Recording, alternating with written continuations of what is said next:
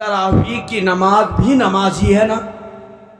अरे तरावी की नमाज ही है ना, नमाज नहीं। अरे चाहे सुन्नत है तो नमाज ही है ना।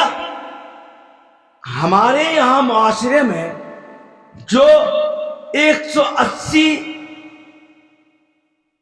फी किलोमीटर वाला जो हाफिज साहब जो तलाशते हैं, बताइए क्या वो 180 स्पीड वाला हाफिज साहब फजर में भी वैसे ही पढ़ाता है?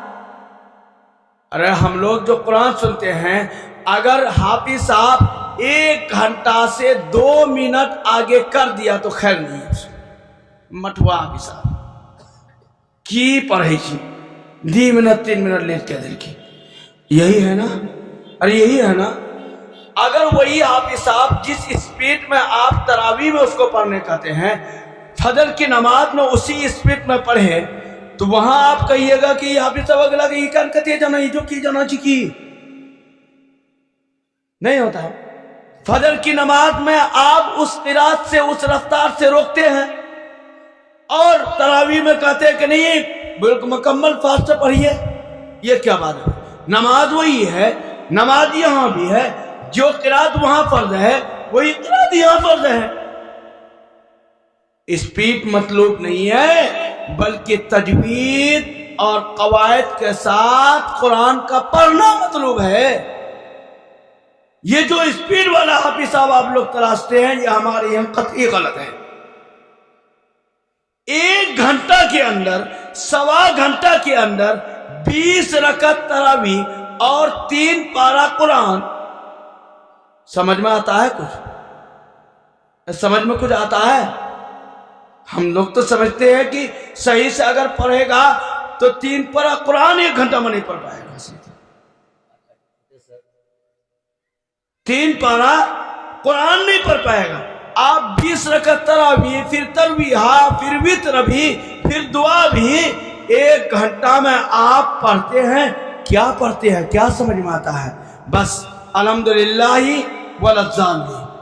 अगर बीच में समझ में आ जाए तो सब लोग ये कहने लगता है कि ये फटफड़िया हाफिज साहब नहीं, ये मठुआ हाफिज साहब है। मेरे भाई नहीं, अच्छी तौर पर आपसे मेरी दरखास्त बस यही है कि तरावी को भी तरावी की तरह पढ़िए।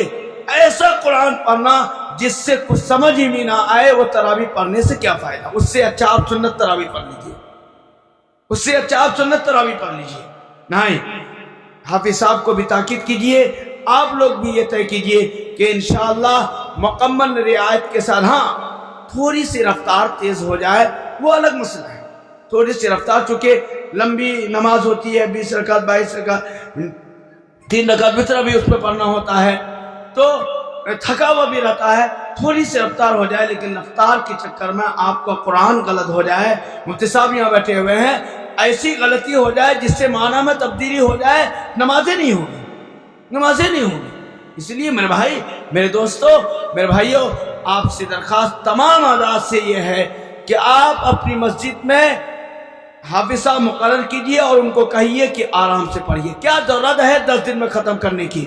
मैं अपना खुद अमल बताता हूँ। मैंने अपनी मस्जिद में जब से मैं पढ़ करके आया हूँ, मैंने ये तय कर दिया है कि तरावी 25, 26, 27 रमजान में ख़त्म कीजिए। सवा पढ़ करके पढ़िए।